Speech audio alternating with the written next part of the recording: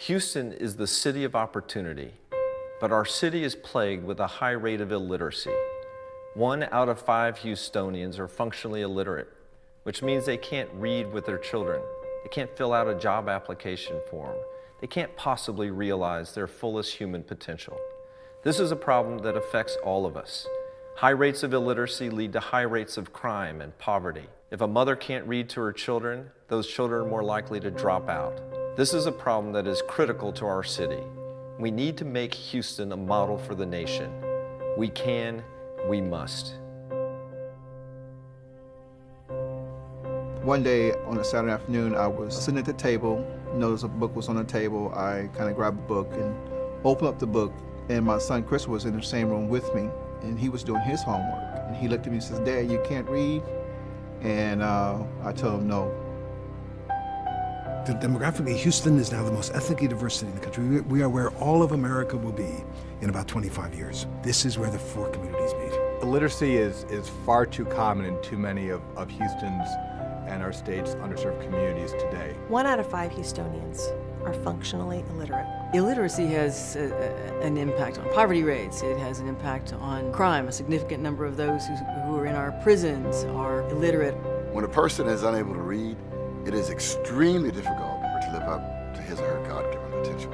Being illiterate can do nothing but play into a person's self-esteem. I feel like, in a big cage because I just can't to communicate with people. These are people just like you and me. This is not the ex-convict.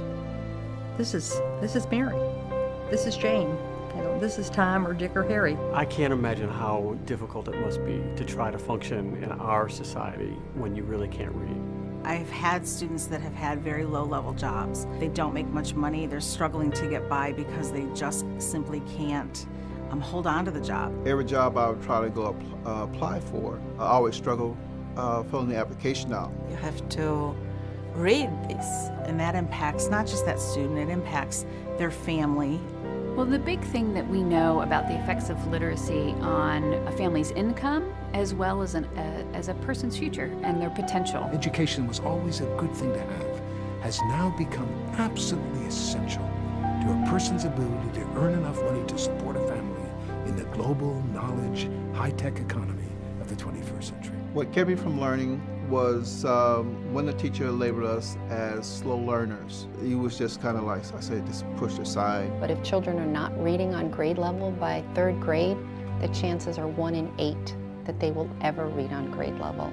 They may have gone through 8 years or 12 years of schooling, and they still don't have the basic needs. They just aren't read too early, and they aren't read too often.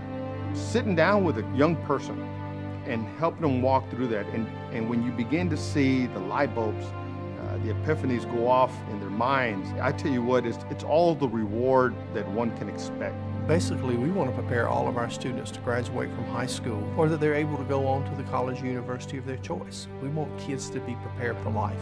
We need problem solvers, we need innovators, and that all starts with literacy. We have to figure this out for our economic future and for the quality of life in Houston. Relative to the rest of the world and what has been a fairly pervasive global recession, we've done pretty well. And just think how well we could be doing if we raise those standards around literacy. It could just be so much better than it is. We are going to bring this community together to solve this problem. We're going to develop a blueprint, and this blueprint is going to be an action plan that can be transferred to other cities in America. And it's exciting that Houston is going to establish the model for what other cities should be doing to help solve this problem. I do want to thank the donors for their leadership. I want to salute you and commend you for understanding the necessity and the urgency of this initiative. Every time you make an investment, you make jailhouses less populated. It is an immediate and a direct impact with the community, with people in our own backyard. If people really realized what their dollars could be going to serve, no one would stop. No one would ever stop. Houston can become a 100% literate city.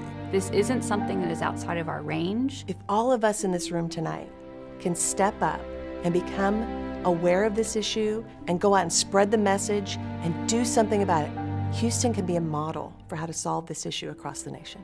we know we can, and if people don't think we can, they need to get out of our way, because the people who believe we can, we need to get after it. But even for those of us who believe we can, we have to change that word. Can's not a good word. Can has to become must. So Houston, now's the time. Together we can. We must. Together we can. And together we must. We are leaders, and we can do it.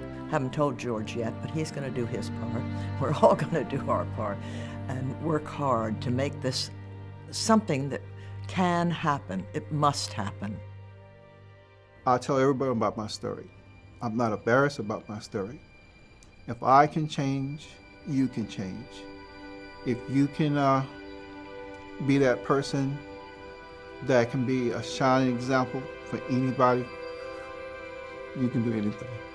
You can succeed in life no matter what it is.